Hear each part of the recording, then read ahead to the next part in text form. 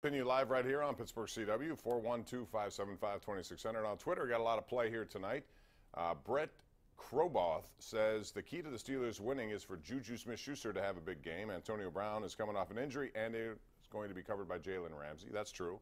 You'd like to see it spread around. Ramsey will draw that assignment, which frees up other guys who won't have Ramsey on them. So that's a good observation. Mark DiStefano says Jags will have to score more than 10 points to beat the Steelers. Will most likely run Bell a lot and try and open up the pass with AB healthy. Bryant, Juju, McDonald, Jesse James should be able to move the ball. You would think on paper that's why the Steelers are 7-point favorites in this game. Quite frankly, I thought it'd be more like 9, but people are somewhat bullish on Jacksonville potentially. Let's go to Kirk in Harmer. Hey, Kirk, how are you?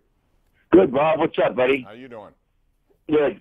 Hey, look, 2 observations, Bob. First, the Pirate fans could relax a little bit now, I think, because Nutting's going to be able to buy some players, being that he's getting snow at his ski resorts now. He's lost $20-30 million in them to albatrosses in the last 4 years. One thing from the Pirates this entire offseason. It's quite disappointing. Go ahead. And I think the Steelers are looking pretty good, Bob, because according to my brain and my memory, in the last 30 or 40 years, every team they've played twice during the regular season, it's an anomaly for them to lose to them twice. It's hardly ever occurred. I mean, going back as far as the Oilers and all those guys. I understand. It might have happened against Jacksonville back when, do you remember when they lost that playoff game in Pittsburgh? I think they met them earlier in the year in Pittsburgh as well, if I'm not mistaken. So Jacksonville's had their opportunity here. Jones-Drew, if you remember him running the football, I think that was the year. But Jacksonville, listen, you got to get on them early, make them come out of their comfort zone.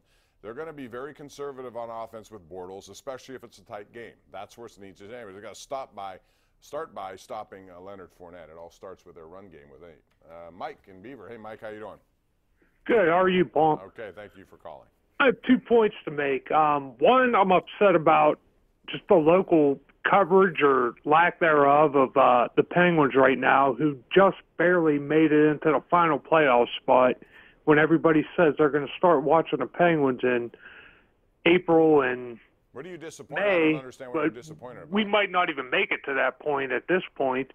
I wonder if a coaching change is needed at this point, or what do you think that they should do? I think like them, that you should be patient. They're still good enough to get themselves in the playoff picture, and if they do, all of a sudden that's a tough out. It will be a tough out.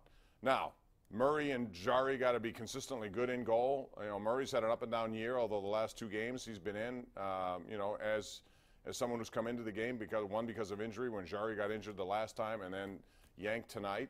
He's done well. There's too much talent on this team not to think they can make it. Now, if you think you need something to trigger a longer run, you might be onto something there, and they may feel the need to do that. But it's going to take giving up a core component, I believe, because I don't know what else they can give up to attract what they need. Here's one scenario that I would throw out, and if I were Jim Rutherford, I would listen to it. If someone felt the need, for example, to get Patrick Hornquist. Hornquist will become unrestricted at the end of the year, like Ian Cole.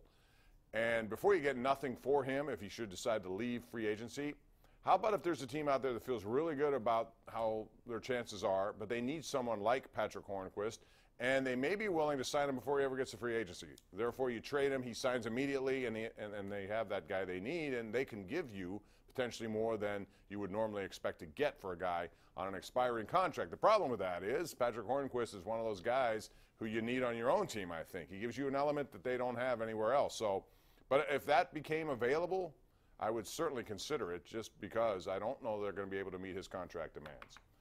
All right, let's go to line 3. That's Harry in Colliers. What's up, Harry? How you doing? Hey, Bob. Good talking to you again. You too. Hey, I was wondering if Tomlin will take the kid gloves off of Big Ben. He's quit running all year just about, and I'd like to see him, pick up that first down now and then instead of throwing the ball away.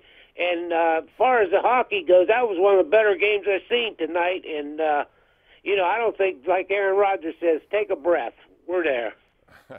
It was a very entertaining hockey game. You don't want to give up 5 goals, especially 4 in a very short span in the second period. But another good character win. We've seen a few of these now.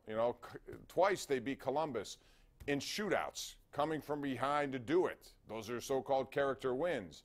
We saw a good effort the other night. Maybe they could start stacking them after what happened tonight. We got to take a break. Come back with more right here on Pittsburgh CW.